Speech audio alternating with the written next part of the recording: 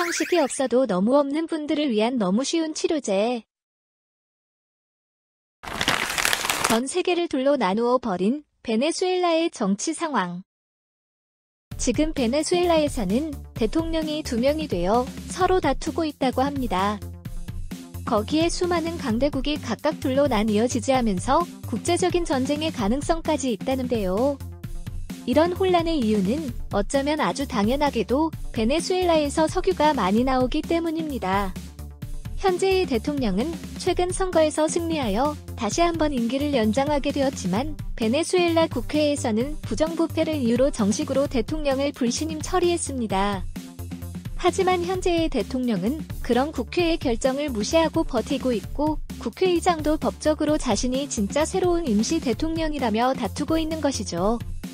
법적으로는 현재의 대통령이 내려오고 대통령 선거를 다시 하는 것이 맞지만 문제는 오랜 기간 독재 수준의 강력한 권력을 가지고 있었다는 것입니다. 베네수엘라의 군대도 이전 대통령을 지지하고 있어서 현실적인 권력은 훨씬 더 강력하죠. 게다가 과거로 거슬러 올라가면 더욱 심각해지는데요. 지금 버티고 있는 대통령은 지금은 6년밖에 집권하지 않았지만 사실상 그 이전에 무려 14년이나 장기 집권했던 세력과 이어지는 세력이기 때문입니다. 6년 전 바뀐 것도 14년간 집권한 대통령이 병으로 죽었기 때문으로 세력이 약해진 것은 아닌 데다가 사망한 대통령 시절의 부통령 출신이 다시 선거에서 당선된 것이기 때문에 무려 20년 동안 베네수엘라를 장악해온 세력인 셈이죠.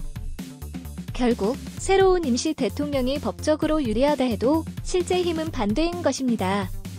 여기에 베네수엘라 국내뿐만 아니라 국제정세도 심각하게 돌아가고 있습니다. 중남미 국가 대부분은 미국과 사이가 좋지 않은 편으로 베네수엘라도 마찬가지인데요. 장기 집권한 기존 세력은 더욱 심해서 미국을 아예 공개적으로 비난한 적도 많았고 리비아의 독재자 카다피나 심지어 북한의 김정일을 옹호하기도 했습니다. 이런 상황에서 대통령이 둘이 되는 혼란 때문에 석유 생산까지 지장을 받고 세계 경제에까지 영향을 주게 되자 수많은 나라가 나선 것입니다. 미국과 유럽은 새로운 임시 대통령을 지지하고 나섰지만 미국과 사이가 좋지 않은 국가들은 기존 대통령을 지지하고 있습니다.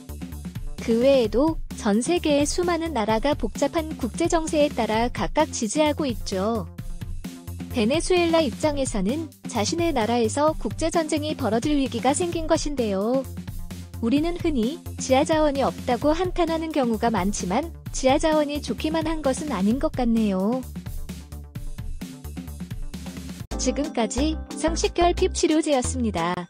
영상이 도움이 되셨다면 좋아요와 구독을 부탁드립니다.